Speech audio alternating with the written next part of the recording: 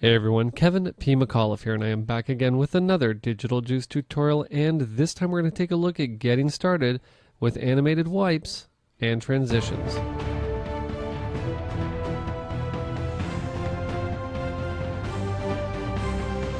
Now, as I start out all of my getting started with videos, I've got to remind you that if you haven't downloaded the most recent version of the Juicer, you need to head on over to the Digital Juice website and download it. And as of this recording, the most recent version of the Juicer is Juicer 3.89B Build 182, a free download for Windows and all versions of Mac, including Mountain Lion. Now, the next thing that I do want to talk about is that when you've decided to purchase animated wipes and transitions, you do have a choice as to whether you want a physical copy of the software or whether you want to have it as a direct download. Now, if you decide to go the direct download way, getting to your software is actually very easy. What I'm going to do is I'm just going to Alt-Tab into Firefox, or Command-Tab for all of my Mac friends out there.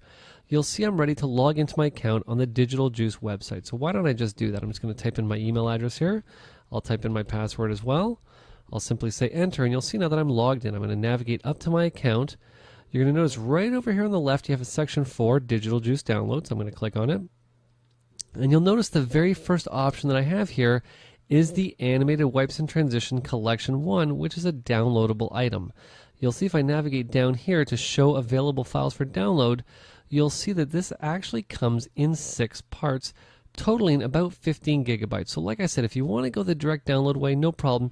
You can download all 6 parts, and I'll show you how to install them into the Juicer in just a second. Now, if you decide to go with a physical copy, Digital Juice will send it to you, and I'm going to go over how to install that into the Juicer as well right now. So let's get into the Juicer, and let me show you both ways to install products. What I'm going to do is I'm just going to Alt-Tab back into the Juicer. Now, if you wanted to install the physical copy of the software, all you need to do is pop the disk into your drive. You're simply going to navigate up to File, and you're going to come down to Install Products.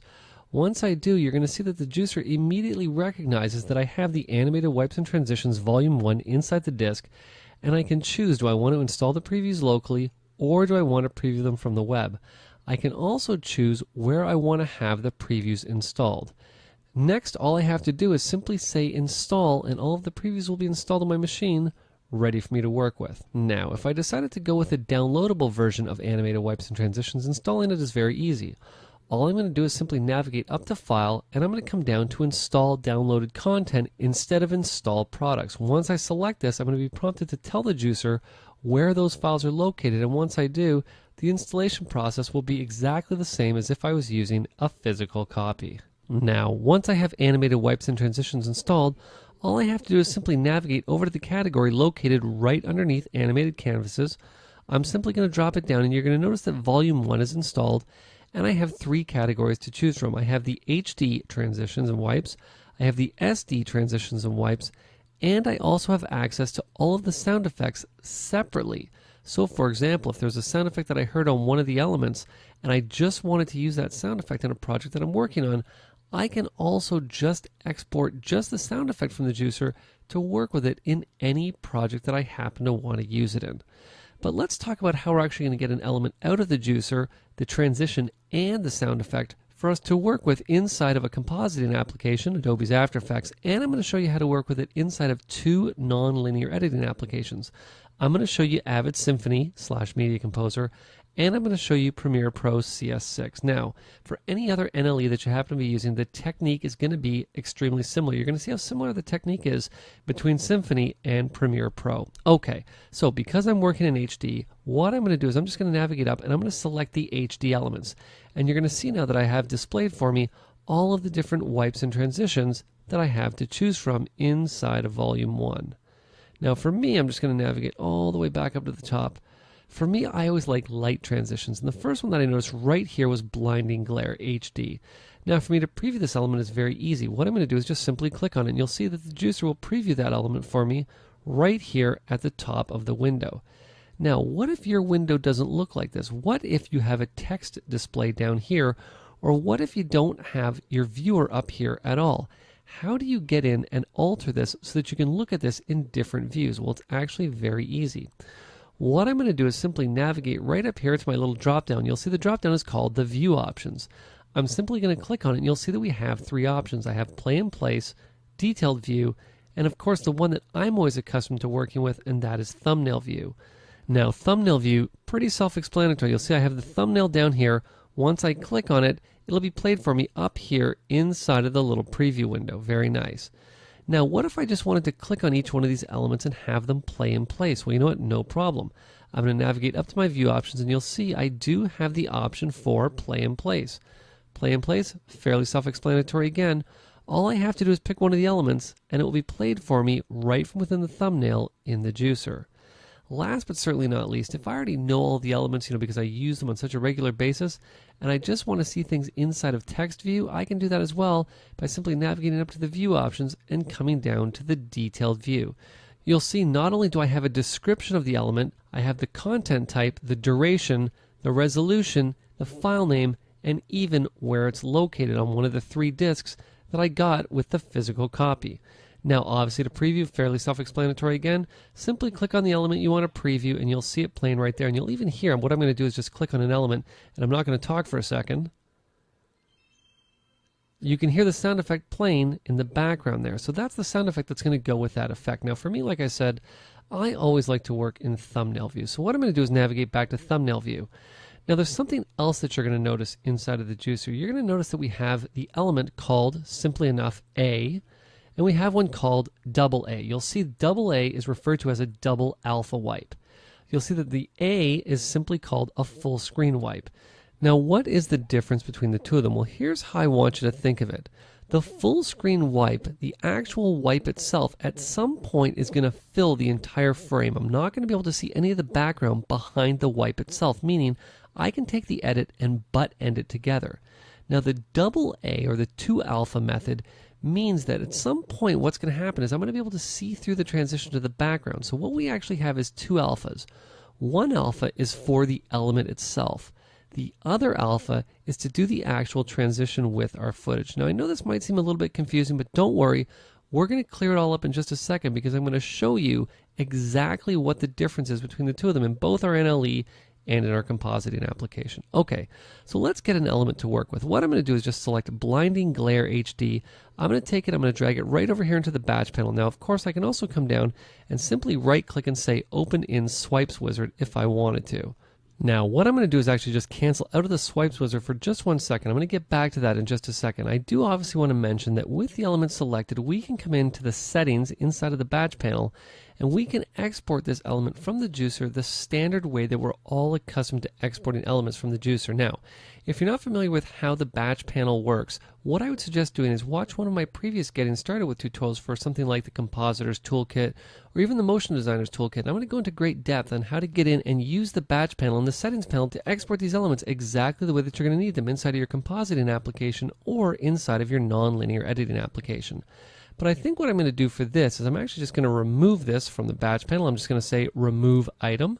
And like I said before, I'm just going to navigate over here to the element. I'm going to right click and I'm going to say Open in Swipes Wizard. Now once the wizard opens, you'll see that the first thing that I'm going to want to get in and set is the canvas settings for what I'm going to be exporting. So what I'm going to do is, since I'm going to drop this down here, actually you'll see that I can get in and choose from any one of these presets. But for me, custom is what I'm actually going to want to do, because I'm going to want to set this to be 1280 by, I'm just going to turn my little link off there, by 720. Pixel aspect ratio is 1, but I want the frame rate here to be 23976. What I can also even do here is I can come up and save this as a preset. So I think I'm just going to do that. What I'm going to do is just call this 720p 2398. That way the juicer will always remember this when I come back to export more elements. I'm going to say OK. I'm simply going to say next. I'm now going to be asked, what sound effect track do I want to export? Do I want to export SFX1, SFX2, or none? I'll just stick with SFX1 for right now, and you'll see I have the option of DV quality. I can get in and do superior quality or CD quality, but for me, DV quality is more than good enough, because in most cases, 48 kilohertz 16-bit stereo is how I'm going to be working. What I'm going to do is simply click on Next. Now, obviously, if I wanted to, I could also come in and preview the element right here from within the Swipes Wizard. Now, you'll see next I'm going to be asked field order. Now, because I'm working in 720p, there is no field order. You'll see what format do I want to export as. Now, in this case, I think I'm going to export as a QuickTime animation, and I'm not going to be using any alpha, so I'm not going to be using plus. I'm going to say OK. Now, how do we want the sound effect to be handled? What I'm going to do is I'm going to save it as a separate track, and then I'm going to be asked, where do I want to save this to? Now, in most cases, the desktop is where I'm going to want to go. I'm simply going to say OK. I'm going to say next, and now you'll see that this element is essentially ready to be exported. I can simply now get in, I can add it to the batch list, and when I come into settings, I don't need to go in and set anything inside of the batch panel if I don't need to, because you'll see that what's happened is that everything has been populated with what I had just set inside of the Swipes Wizard, except for one important thing. For me in my workflow, I always like to have the matte keys rendered out separately. Rendering out like this is actually going to embed the alpha channel in this clip, and I don't want to do that. Now you'll remember when I went in and I set the format as QuickTime Movie, I set it to be animation with millions of colors. What I need to make sure of is that if I'm going to embed the alpha channel inside of this QuickTime file, I'm going to want to do millions of colors plus. If I want to have the alpha embedded in the file, I could simply say OK. I could render this element out and the alpha channel will be embedded inside of the file. But for me, I like having control over all of my mattes. So again, I'm coming back into the format. I'm going to set this back to millions of colors. What I'm going to do is just navigate right over here and say render the alpha separately. Once I do that, I'm actually going to have two elements. I'm going to have the actual transition itself, and then I'm going to have a matte key version of the same element. Now, since I'm happy with the way that this is, I could simply come over here and say render selected, and that element would be rendered out, ready for me to use inside of a compositing or nonlinear editing application. Now, what I'm going to do is just minimize the juicer for 1 second because I've actually already exported these elements into a folder called transitions. Now, I exported two elements. I exported the element we were just talking about, blinding glare, and I also exported one called changing sides. Now, why did I export changing sides? I'm just going to come back into the juicer. We're just going to cancel back for a second. The reason I chose changing sides, I'm just going to scroll down a little bit, it's actually located right here, is because it's a double alpha wipe. Because I wanted to show you the difference between a standard wipe. You'll see I come up here, right here. This is just a full screen wipe, and this one down here is my double alpha wipe. So this is where I'm going to get in and show you the two differences. And the first application I'm going to show you the difference in is Adobe's After Effects. And I think what we're going to do is we're going to switch over to the Mac side so we can give equal love to both platforms. Okay, so now that we're on the Mac side, let's Command Tab into Adobe's After Effects, and you'll see that right up here at the top of my project window, I have two clips from Digital Juice's Video Tracks HD. They are DVC Pro HD 720p 2398. And let's just take the first one, the boxing clip, and we'll just drag it right down here into the Create New Composition button. And I think I'm going to have this composition about 10 seconds long. So let's just make it 10 seconds. And I'm only going to want this first clip to go to about the 5-second mark. Right about there is good. So what I'm going to do is hold Option on the Mac, Alt on Windows, and I'm going to press the right square bracket to edit this clip so that it ends right where my time bar is. I'm going to move ahead 1 frame, and I'm going to grab the next clip, which is my hang glider here. Drag the hang glider down onto layer 2. Again, Option on the Mac, Alt on Windows, and this time we're going to use the left square bracket to mark an in point, and you'll see we now have a perfect edit. Very nice. Now right at that edit point, what we're going to do is we're going to navigate up to our full frame wipe right here, and I'm going to take the alpha element. I'm not going to take the RGB version of our wipe, and I'm going to take that alpha element, or the matte key here, and I'm going to drag it right down into my composition. And let's just drag it down. And the reason I'm using the matte key version is you'll see, I know that when the screen is pure white, just like that, that this is where our transition is going to happen. Very nice. What I'm going to do now is simply duplicate this layer so that I now have two alpha elements. Now I know you're probably thinking to yourself, well, why did you go and do that? Well, the reason I did this is that it's just easier for me now to select that bottom layer. I'm going to navigate back up to the project window right here. I'm going to select the RGB version of the element. I'm going to hold Option on the Mac, Alt on Windows, and I'm going to drag this clip right down below the alpha element. So you'll see that if I turn the alpha element off, I have the RGB element right below it. Now what we're going to do is just do a simple track matte. I'm going to navigate right over here to my track matte. I'm going to drop it down, and I'm simply going to select Luma Matte of the Blinding Glare HD. And once I do, it doesn't look like anything's happened, but believe it or not, it actually has. If I drag back, you'll see that we now have a transition. And if I come back here and preview this, I'll just hit 0 on the numeric pad, you'll see we now have a fantastic looking light leak effect taking us from one shot to another. Very nice. I'll just hit the spacebar here to play that. Looking very, very nice. Okay, so now let's talk about the double alpha type of effect that we're going to get when we're exporting elements from the juicer. And again, it's the changing sides, and you'll see that in here I have not only the RGB element, I'll just double click on it here, there we go. This is the actual wipe, but what's happening in this wipe is that there's actually a transition happening to the video. This is happening over top of the video, but we actually need to get from one video clip to the other. That's why we need two alphas. One alpha is to remove all of this black information here, and the other alpha is to actually do the transition in the video. So what we're going to do is we're just going to call this composition full frame wipe.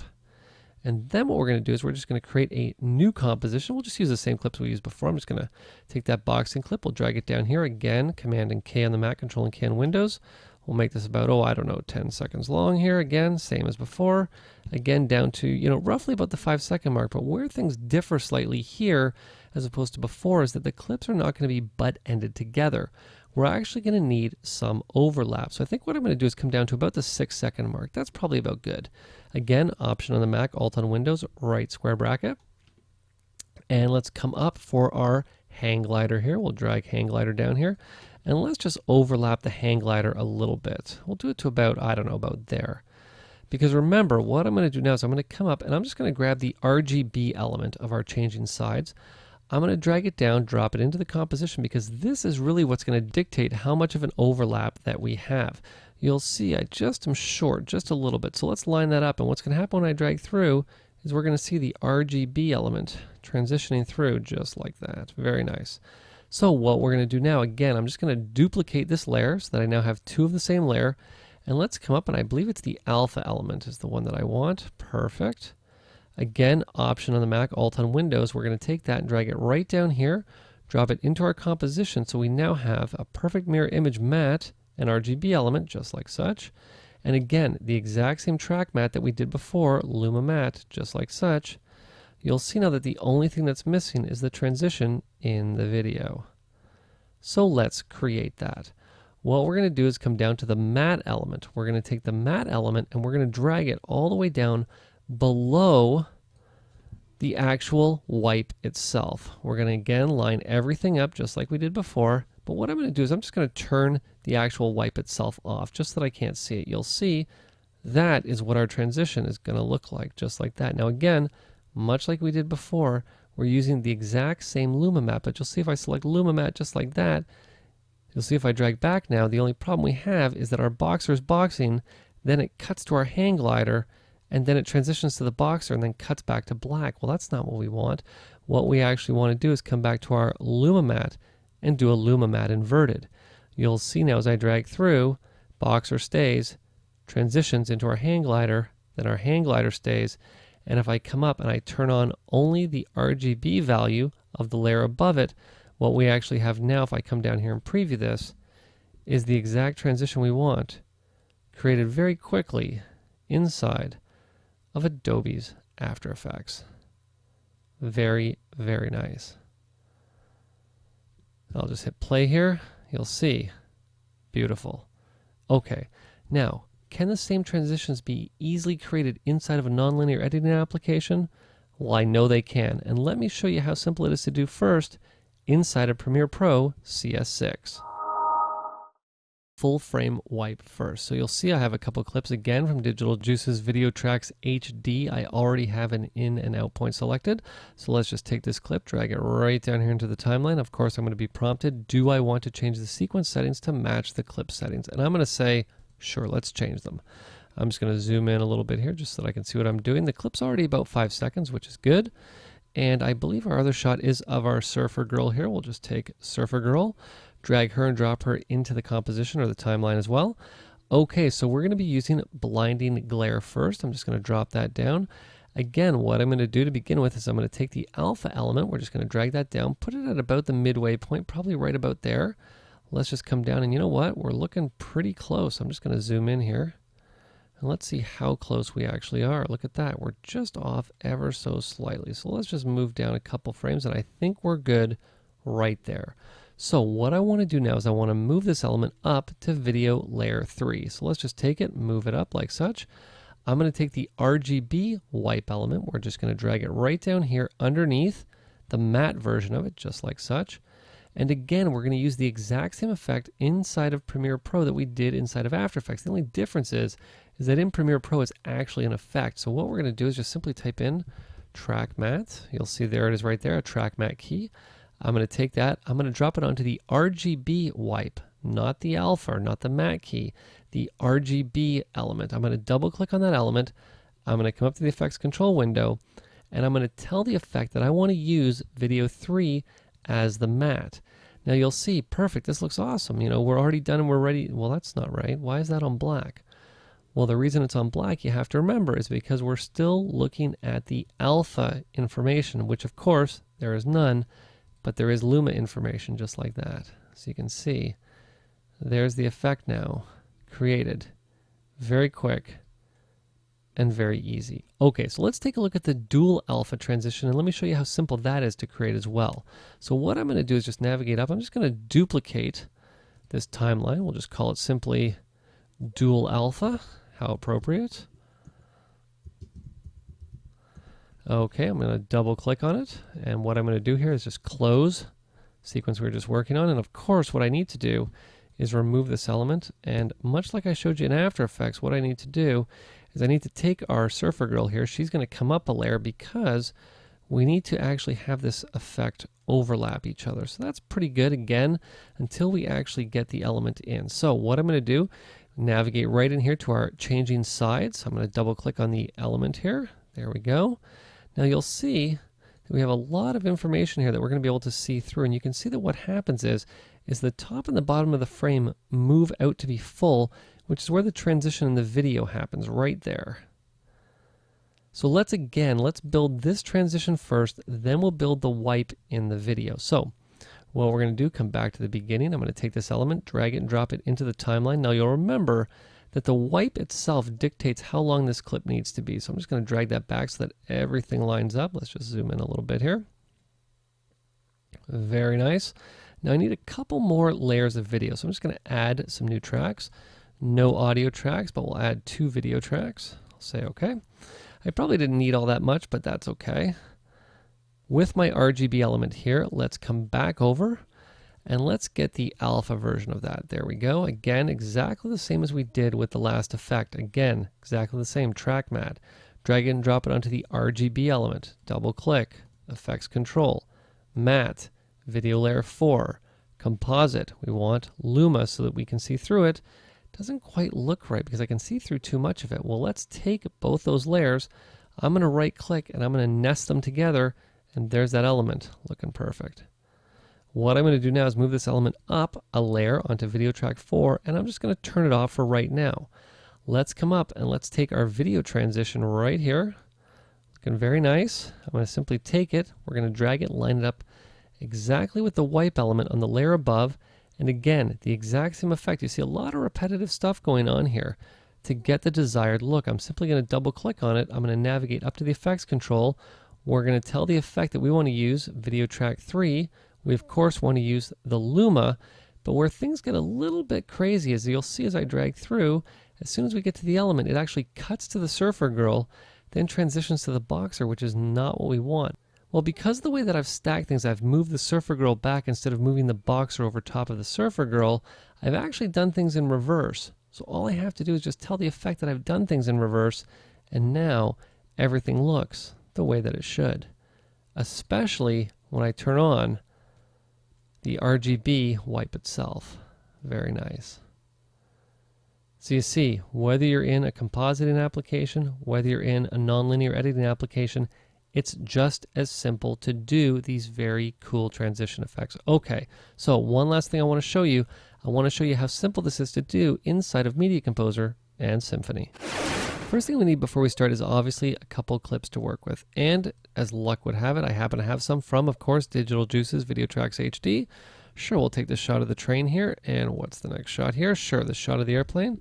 We'll take them, drop them in. Now remember, the first transition we're building is the one where the wipe goes full frame. So let's come up to Blinding Glare. What I'm going to do is I'm going to take the alpha element, because you'll remember where it's full frame white, is where we want to have the actual edit happen. So what I'm going to do, I'm going to hit Command and Y on the keyboard twice to create 2 new video tracks.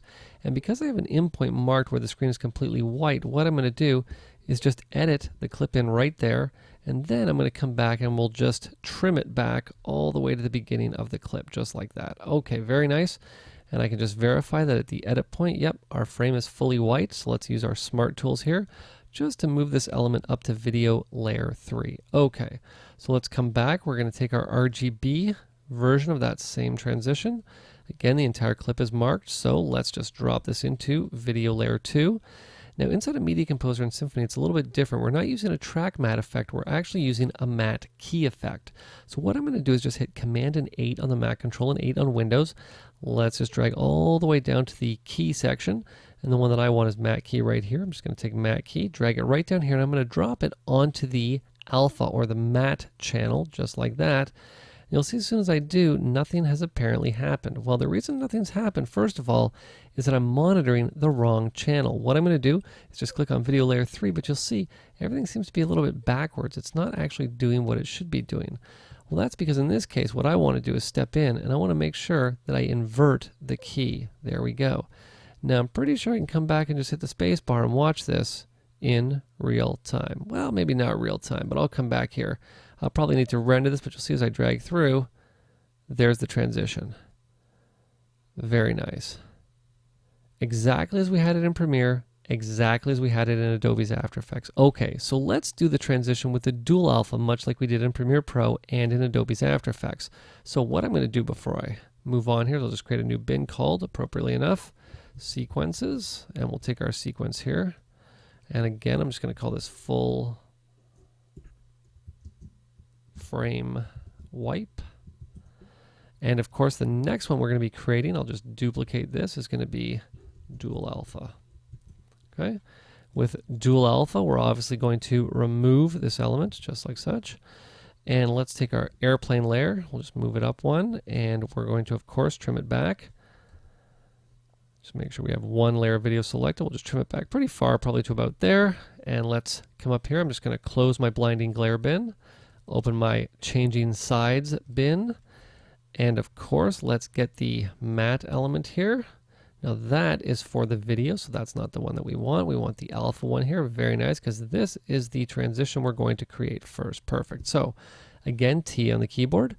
And let's come back up here. I'm going to hit I to mark an in point. I'm going to hit F to remove my out point. And let's just hit B on the keyboard to overwrite this clip into my timeline. Now you'll remember, like I said, the layer that backs up and extends over top of our initial shot is going to be the exact same length as our transition. So let's just trim this down a little bit here. I'm just going to lift that out. So now we have the transition doing pretty much what we want, just like such. Okay, that's looking good. Again, I'm going to create 2 new video layers for right now. Let's take this matte element. We're going to move it up 1 layer. And of course, we're going to come back and grab the RGB version of it. Let's take it. Again, we're just going to edit it onto video track 3. Let's just make sure we actually mark that entire clip so that I know that I'm editing it in perfectly, just like that. Again, the exact same effect, Command and 8 on the keyboard on the Mac, Control and 8 on the keyboard on Windows. It's the matte key effect. Let's just come down, drop it on, again, Shift and Y. Let's make sure we're looking at all of our video layers. And again, what we're going to do once we're in effects mode and I have the clip selected is simply invert the key, and that's looking very nice. Now what I do need to do is move both of these elements up 1 video layer. Let's make sure I hold Command here so that I snap to exactly where I was. Perfect. And now let's come back, and we're going to want to make sure that we get the matte for the video, which is right here. Perfect. Again, we're going to take this, we're going to drop it in exactly where the other 2 elements are, just like that. And again, what we're going to do is we're going to take the matte key effect and we're going to apply it here. Now I can go back and go in, take the matte key, go in and invert it, etc., etc. But I think what I'm going to do is I'm actually just going to come right up here and I'm going to step into effects mode. Now my shortcut for effects mode is Shift and Y on the keyboard. You can also find effects mode right here, or you can find effects mode right here to get in and alter any effects parameters that happen to be associated with that shot. Now what I'm going to do is just select the actual matte key, And I'm going to navigate up and I'm just simply going to grab it and I'm going to drag it and drop it right onto the layer that I know that I need it on. I'm going to press Y to step out of effects mode. And right now I'm only looking at video layer 3 down just because I just want to see. You'll see that that's actually backwards. Why? Because it took on the parameters of the effect I dragged down, so I just don't want to invert it. So now you'll see. Very, very nice. Now all I have to do is just turn on the top layer of video, and guess what I now have? I now have that dual alpha transition perfectly inside of Media Composer and Symphony. Okay, so I hope this getting started with tutorial has shown you that you don't need to be an After Effects wizard to use these fantastic transitions. They can be used right from within the comfort of your own nonlinear editing application, so you can spend more time editing as opposed to exporting clips back and forth to Adobe's After Effects. So if you have any questions, you have any comments, or you have any tutorial requests, you can head on over and post them in the Digital Juice forums. This has been Kevin P. McAuliffe. Thanks a lot for watching.